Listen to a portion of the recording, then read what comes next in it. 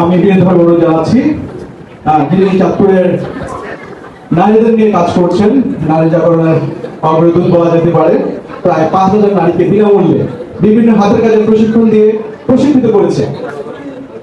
বিজয়ী নারী উন্নয়ন সংস্থার সম্মানিত ফাউন্ডার তানিয়া ইশতিয়াক খানকে তার সংক্ষিপ্ত বক্তব্য দেওয়ার জন্য বিনীতভাবে অনুরোধ জানাচ্ছি।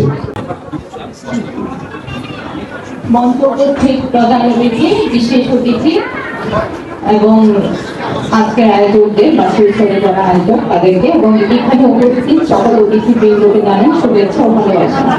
আজকের মঞ্চে উপস্থিত সকলেই আমার খুব কাছের বড় ভাইরা আছেন এবং চাঁদপুরের খুব প্রিয় ব্যক্তিত্ব শরীফ চৌধুরী ভাইয়া, বাবুল ভাইয়া, তারপরে আমাদের সোহেল মুশফিক ভাইয়া, আরো অনেকেই আছেন এখানে, বাবুল ভাইয়া আছেন, সামনে অপু চৌধুরী ভাইয়া আছেন, আরো সবাই এখানে পরিচিত, কারণ নাম সবার নাম অ্যাড্রেস করা পসিবল হচ্ছে না, তার জন্য সরি।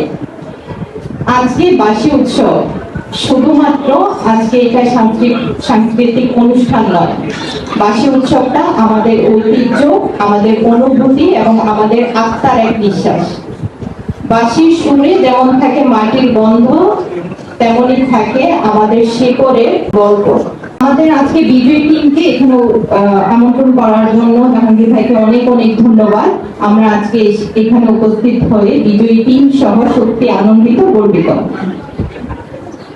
আমি মনে করি সমাজে মানবতা আর সংস্কৃতি একটা আরেকটার পরিপূরক।